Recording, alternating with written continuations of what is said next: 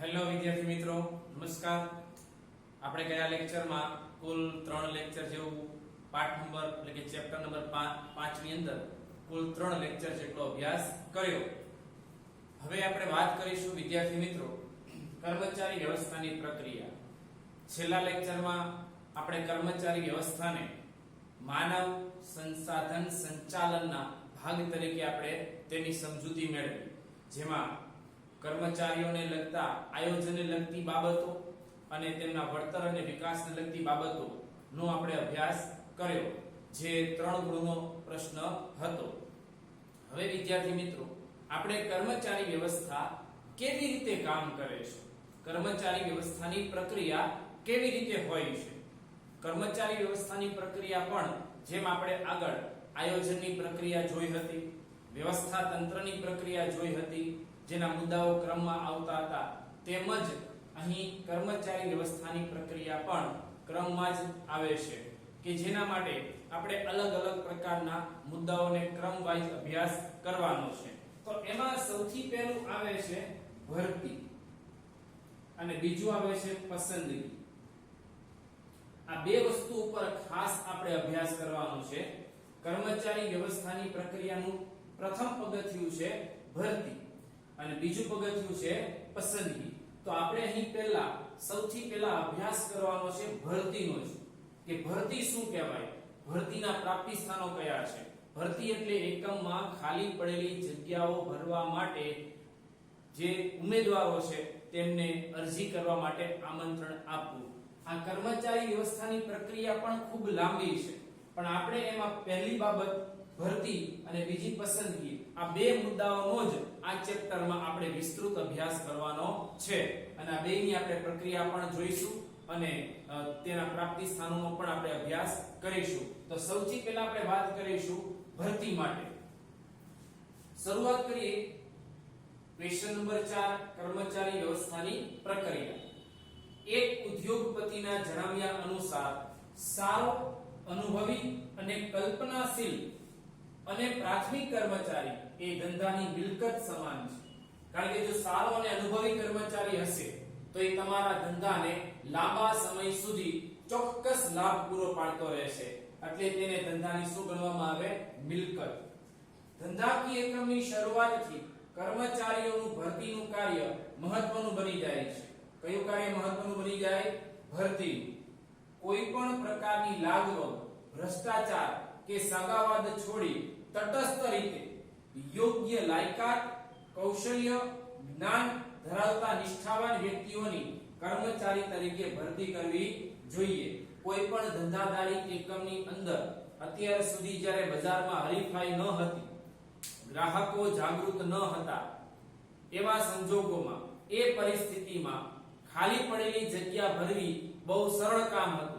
જે વ્યક્તિ નવરો હોય અથવા જેની પાસે કોઈ કામ ન હોય અથવા જે વ્યક્તિ નોકરી ગોતતો હોય અને આપણા એકમમાં જગ્યા ખાલી હોય તો એ વ્યક્તિને બેસાડી દેવાનો, ત્યાં એ જગ્યા પર એને કામ આપી દેવામાં આવતું. અત્યાર સુધી એમ હતું, પણ હવે આધુનિક સમયની અંદર જ્યાં હરીફાઈનું પ્રમાણ બહુ મોટા પ્રમાણમાં છે, ગ્રાહકોની જાગૃતતા છે, ગ્રાહકો હવે ગુણવત્તાના આગ્રહી બન્યા છે, એવા સંજોગોમાં દરેક ધંધાદારી પેઢીએ બજારમાં ટકી રહેવું હોય તો એના માટે એને ગ્રાહક લક્ષી અભ્યાસ કરવો પડે, ગ્રાહક લક્ષી વર્તન રાખવું પડે અને ગ્રાહકોની પસંદગીની વસ્તુ તૈયાર કરવા માટે આપણે ગુણવત્તાવાળી પેદાશો તૈયાર કરવી પડશે. અને એના માટે આપણી પાસે સારી લાયકાતવાળા, સારી આવડતવાળા કર્મચારીઓ હોય, ઉચ્ચ જ્ઞાન ધરાવતા નિષ્ઠાવાન કર્મચારીઓને જ આપણે લેવા પડે. તો તેમાં આ લાગવગ, ભ્રષ્ટાચાર કે સગાવાદ એમાં ઉપયોગી થવું જોઈએ નહીં. એટલે એને છોડીને તટસ્થ રીતે જ કર્મચારીની લાયકાત, એનું કૌશલ્ય, એનું જ્ઞાન ને આધારે જ એમની ભરતી કરવી જોઈએ. વિદ્યાર્થી મિત્રો, આ શરૂઆત કર્મચારી વ્યવસ્થાની પ્રક્રિયાની ભરતીથી જ થાય છે. એટલે ભરતી કરતી વખતે ખાસ આ બાબતોને અભ્યાસમાં લેવું જોઈએ. ઉચ્ચ સંચાલક મંડળ અને જે પસંદગીની સમિતિ છે એને આના પર ખાસ ભાર મૂકવો જોઈએ. ખાસ કરી તો ભરતી માટે વૈજ્ઞાનિક પદ્ધતિઓનો જ ઉપયોગ કરવો જોઈએ, જે આપણને કોણે સૂચવેલી છે વૈજ્ઞાનિક પદ્ધતિઓ? ફેડરિક વિન્સેલો ટેલરે આપણને વૈજ્ઞાનિક ભરતીનો અભ્યાસ કર્યો હતો એમાં, અને વૈજ્ઞાનિક ભરતીનો ખ્યાલ એને રજૂ કર્યો હતો. એ વૈજ્ઞાનિક પદ્ધતિને ધ્યાનમાં લેવી જોઈએ. વિદ્યાર્થી મિત્રો, હવે આપણે શરૂઆત કરીશું પ્રથમ કાર્ય. કર્મચારી વ્યવસ્થાની પ્રક્રિયાનું પહેલું સોપાન એ છે ભરતી. તો ભરતી કહેવાય કોને? તો અહીંયા એના બે અર્થ આપેલા છે. એ પહેલા તમને હું સાદી ભાષામાં સાદા અર્થમાં જણાવું તો કોઈ પણ એકમોમાં ખાલી પડેલી જગ્યાઓ ભરવા માટે ઉમેદવારોને જાહેર આમંત્રણ આપવામાં આવે કે અમારા એકમની અંદર આ જગ્યા ખાલી પડી છે, એની આ લાયકાત છે, એની આ પોસ્ટ છે, અને આટલી લાયકાત ધરાવતા ઉમેદવારો અમને અરજી કરી શકે છે. એક ખુલ્લું આમંત્રણ આપવું એટલે એને ભરતી કહેવાય. એની વ્યાખ્યા એવી હતી છે કે ભરતી એટલે કર્મચારીઓને શોધવાની, તેમને નોકરી માટે અરજી કરવા, પ્રોત્સાહિત કરવાની પ્રક્રિયા છે. કર્મચારીઓને પ્રોત્સાહિત કરવાની પ્રક્રિયા એટલે ભરતી. બીજી વ્યાખ્યા છે ભરતી એટલે યોગ્ય સમય, એટલે કે જ્યારે જરૂર પડે ત્યારે, યોગ્ય સંખ્યામાં, એટલે જેટલા કર્મચારીની જરૂર હોય એટલા જ કર્મચારી, યોગ્ય જગ્યા માટે, જે જગ્યા ખાલી પડી છે ને એ જ જગ્યા માટે, અને યોગ્ય લાયકાત વાળા, જે જગ્યાને અનુરૂપ જે લાયકાત નક્કી થઈ હોય. દાખલા તરીકે મેનેજર તરીકેનું પોસ્ટ છે તો એને એમબીએ કરેલું હોવું જોઈએ, તો એની એક લાયકાત છે.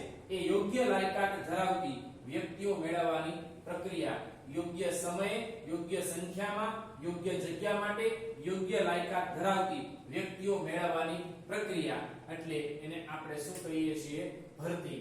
વિદ્યાર્થી મિત્રો, દરેક ધંધાકીય એકમની અંદર આ ભરતીની પ્રક્રિયા સતત ચાલતી જ રહેતી હોય છે. પણ અત્યાર સુધીની જે પ્રક્રિયા હતી અને હવેની આધુનિક સમયની ભરતીની પ્રક્રિયા છે એમાં ખૂબ તફાવત જોવા મળે છે. પહેલાના સમયમાં ભરતી સમયે કર્મચારીની દરેક બાબતોની ચકાસણી કરવાની જરૂરી નહોતું, પણ હવે વર્તમાન સમયમાં જે ધંધાકીય એકમમાં માનવ સંસાધન સંચાલન છે, કર્મચારી વ્યવસ્થા વિભાગ છે, એ એકમમાં નવા કર્મચારીની નિમણૂક આપે એ પહેલા તે કર્મચારીની તમામ પ્રકારની લાયકાત, આવડત, બુદ્ધિ, ચાતુર્યતા અને એકમ કસોટીઓ લઈને એની સંપૂર્ણ ચકાસણી કરે છે, અને તેના આધારે તેને એકમમાં પસંદગી આપે છે, એને અરજી કરવા માટે એને પરવાનગી આપે છે. એટલે વિદ્યાર્થી મિત્રો, દરેક ધંધાદારી એકમો માટે ભરતીનું કાર્ય ખૂબ અગત્યનું બની જાય છે. હવે ઘણી વખત આ વ્યાખ્યા છે, પણ ઘણી વખત આ પ્રશ્ન વિદ્યાર્થી મિત્રો 3 ગુણમાં અને ઘણીવાર 5 ગુણમાં આપેલો છે.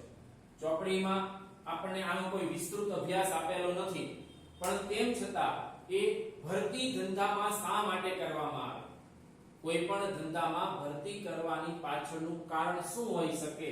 તો આ 5 કારણો હોઈ શકે. કેટલા કારણો હોઈ શકે? 5. ઘણીવાર આ 3 ગુણ અને 5 ગુણમાં પૂછાય છે. આના માટે કોઈ વિસ્તૃત ઉત્તર કે જવાબ આપણી ચોપડીમાં આપેલા નથી, પણ આપણે આનાથી ટૂંકો અભ્યાસ કરીને એનો જવાબ મેળવવાનો પ્રયત્ન કરીશું. છે ખૂબ સરળ, જોઈએ આપણે. સૌથી પહેલું ભરતી કરવાની જરૂર ક્યારે પડે? તો નવું એકમ સ્થપાય ત્યારે. કોઈ પણ એકમની સ્થાપના થાય ત્યારે એમની પાસે સાધનો, યંત્રો બધું જ હશે, મૂડીરોકાણ કરેલું હશે, પણ એ ધંધાની શરૂઆત કરવા માટે એને મોટી સંખ્યામાં નક્કી કરેલા કર્મચારીની જરૂર પડે છે. ત્યારે એ નવું એકમ સ્થપાતું હોય તે એકમ આ ભરતીની પ્રક્રિયા હાથ ધરે છે, જેથી કરીને એના ધંધાકીય એકમને વેગ આપી શકાય. બીજું, ચાલુ એકમનો વિકાસ થાય. કોઈ એકમની અંદર 10 કર્મચારીઓ હતા અને ધંધો ચાલુ હતો, 2-3 વર્ષ થયા, હવે ધંધાનો વ્યાપ અને વિસ્તાર વધતો જાય છે, બજારમાં એની નામના વધતી જાય છે, એને વધારે કામ કરવું છે, વધારે ફેલાવવું છે, તો 10 કર્મચારીઓથી એ કામ થઈ શકે એમ નથી. હવે 10 ની જગ્યાએ 50 કર્મચારીઓ કરવા છે, તો નવા 40 કર્મચારીઓ ઉમેરવા માટે એને એ 40 કર્મચારીઓ માટેની ભરતીની પ્રક્રિયા યોજવી પડે છે. એટલે ચાલુ એકમનો વિકાસ થાય ત્યારે પણ આ રીતે નવા કર્મચારીઓની ભરતી કરવામાં આવે છે. ત્રીજું, કર્મચારીનું રાજીનામું આવે. કોઈ કર્મચારી એવા હોય કે જે કોઈ અન્ય અનિવાર્ય કારણોસર પોતે રાજીનામું મૂકે, અથવા અન્ય કોઈ એકમમાં જતા હોય, અથવા એ શહેર બદલી જતા હોય, અથવા એનું સ્થળ બદલાતું હોય રહેવાનું, તેવા સંજોગોમાં તે આપણા એકમમાં એ રાજીનામું મૂકે છે, રિઝાઇન મૂકે છે, એટલે એ પદ ખાલી પડશે. તો એ પદ ખાલી પડે, એ ખાલી પડેલા પદને ભરવા માટે પણ ધંધાકીય એકમોએ આ ભરતીની પ્રક્રિયાને યોજવી પડે છે. એટલે કર્મચારીના રાજીનામાને કારણે પણ ભરતીનું કામ થશે. ચોથું, કર્મચારીનું મૃત્યુ થાય. આ અનિવાર્ય કારણોસર કોઈ કર્મચારીનું મૃત્યુ થાય છે તો તે જગ્યા પણ ખાલી પડે છે. તો એ જગ્યા ખાલી પડેલી હોય એને ભરવા માટે પણ ભરતીની પ્રક્રિયા યોજીને એ જગ્યા ભરવામાં આવે છે. અને પાંચમું, કોઈ કર્મચારી નિવૃત્ત થાય છે. કોઈ કર્મચારી આપણું એકમ બહુ લાંબા સમયથી કામ કરતું હોય અને એ કર્મચારી આપણા એકમમાં 25-30 વર્ષ સતત કાર્ય કર્યું અને હવે એની ઉંમર 60 વર્ષ થઈ છે અને હવે નિવૃત્ત થાય છે. તો નિવૃત્ત થાય છે તો એની જગ્યા હવે ખાલી પડે છે. તો એ ખાલી પડેલી જગ્યા ભરવા માટે ભરતીની પ્રક્રિયા અપનાવવી પડે છે. એટલે વિદ્યાર્થી મિત્રો, આ 5 જે કારણો છે એ 3 ગુણ કે 5 ગુણમાં વિસ્તૃત રીતે પૂછી શકે તો આ 5 ને તમારે આ રીતે ટૂંકમાં સમજાવવાના રહેશે જો તમને આ રીતે પ્રશ્ન પૂછાય તો. હવે આ ભરતીના કારણો જોયા પછી આપણે ભરતી ક્યાંથી કરવી પડે? તો ભરતીના એ છે પ્રાપ્તિ સ્થાન આપણી સામે. અહીંયા આ તમને ખાલી ટૂંકમાં માહિતી આપીશ. આનો વિસ્તૃત અભ્યાસ આપણે આગળના લેક્ચરમાં કરીશું, જેમાં પહેલો હશે આંતરિક પ્રાપ્તિ સ્થાનો અને બીજું હશે બાહ્ય પ્રાપ્તિ સ્થાનો. ભરતી બે રીતે થઈ શકે. એક, આપણા ધંધાની અંદરથી જ જે ભરતી થાય, આપણા કર્મચારીઓના માધ્યમથી જ જે ભરતી થાય એને આંતરિક પ્રાપ્તિ સ્થાન કહેવાય. અને બાહ્ય એટલે કે ધંધાની બહારથી ગમે ત્યાંથી આપણે કર્મચારીઓને આમંત્રણ આપીએ એને કહેવાય બાહ્ય પ્રાપ્તિ સ્થાન. આંતરિક પ્રાપ્તિ સ્થાનમાં લઈએ તો બઢતી આપીને, એટલે કર્મચારી નીચેના હોદ્દા પર હોય ને ઉપરના હોદ્દા પર લઈને આપણે ભરતી કરી શકાય.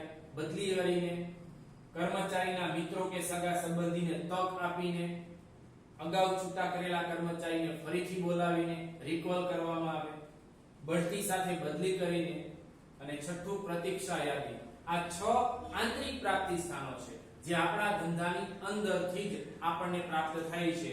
આ આંતરિક પ્રાપ્તિ સ્થાનો દ્વારા જો કર્મચારી મેળવવામાં આવે તો એમાં સરળતાથી કર્મચારી મળે છે અને ખર્ચ ઓછો રહે છે. પણ સામાન્ય કક્ષાના કર્મચારીઓ જ આપણે મેળવી શકીએ છીએ. સામાન્ય કક્ષા એટલે કે તળ સપાટીના કર્મચારીઓ મેળવવા માટે જ આ આંતરિક પ્રાપ્તિ સ્થાન ઉપયોગી બને છે. એ સરળતાથી કર્મચારીઓ મળશે, ખર્ચ ઓછો થશે, સામાન્ય કક્ષાના કર્મચારીઓ એટલે કે તળ સપાટીના કર્મચારીઓ મળશે અને તેને તાલીમની જરૂર રહેતી નથી. તાલીમની જરૂર નથી એટલે કે જે નવા એકમના પરિચય માટેના તાલીમની જરૂર રહેતી નથી. જ્યારે બાહ્ય પ્રાપ્તિ સ્થાનો જે જાહેરાત દ્વારા સૌથી અગત્યનું અને મહત્વનું કોઈ પ્રાપ્તિ સ્થાન હોય તો એ છે જાહેરાત દ્વારા. બીજું, રોજગાર વિનિમય કચેરીઓ દ્વારા. ત્રીજું, શૈક્ષણિક સંસ્થાઓ દ્વારા. ચોથું, મજૂર સંઘો દ્વારા. પાંચમું, ઠેકેદાર દ્વારા. છઠ્ઠું, દ્વાર પર ભરતી. અને સાતમું, આધુનિક ભરતી. આ ભરતી કરવા માટે એમાં લાંબી પ્રક્રિયા કરવી પડે છે, ખર્ચ વધારે થાય છે. લાંબી પ્રક્રિયા કરવી પડે, ખર્ચ વધારે થાય છે અને દરેક કક્ષાના કર્મચારી મેળવી શકાય છે. એટલે કે ઉચ્ચ સપાટી, મધ્ય સપાટી અને નિમ્ન સપાટી કોઈ પણ સપાટીના કર્મચારી મેળવવા હોય તો આમાંથી મેળવી શકાય છે. અને અહીં આવતા કર્મચારીને તાલીમની જરૂર પડે છે. તાલીમની જરૂર પડે છે એટલે કે આમાં ખર્ચ ઓછો થાય છે, આમાં ખર્ચ કેવો થાય છે? વધારે. આપણે આનો વિસ્તૃત અભ્યાસ આગળના વિડિયોમાં કરીશું. વિદ્યાર્થી મિત્રો, ખાસ અહીંયા તમને આ એક સવાલ છે કે ભરતીનો અર્થ આપી તેના કારણોની સમજૂતી આપો. તો 3 ગુણ કે 5 ગુણમાં પૂછાય તો આટલું લખવાનું છે. તમને એમ પૂછાય કે ભરતીના પ્રાપ્તિ સ્થાનો સમજાવો, જેમાંથી આંતરિક પ્રાપ્તિ સ્થાનો વિસ્તૃત સમજાવો, તો આ બેયનો આ ચાર્ટ બનાવી દેવાનો અને આંતરિક પ્રાપ્તિ સ્થાનો વિસ્તૃત સમજાવવાના. તમને એમ કે માત્ર બાહ્ય પ્રાપ્તિ સ્થાનો વિસ્તૃત સમજાવો તો આ ચાર્ટ બનાવીને બાહ્ય પ્રાપ્તિ સ્થાનોને વિસ્તૃત રીતે તમારે સમજાવવાના રહેશે. આ બંનેનો આપણે વિસ્તૃત અભ્યાસ આગળના વિડિયોમાં કરીશું. હવે વિદ્યાર્થી મિત્રો, આ કર્મચારી વ્યવસ્થાની પ્રક્રિયામાં આ જે પહેલું તબક્કો છે, પહેલું સોપાન, એ ભરતીની વાત ચાલે છે. આપણે એના પછી વાત કરીશું પસંદગીની. પણ હજી આ પ્રાપ્તિ સ્થાનો પૂરા થાય પછી આપણે પસંદગી તરફ જઈશું.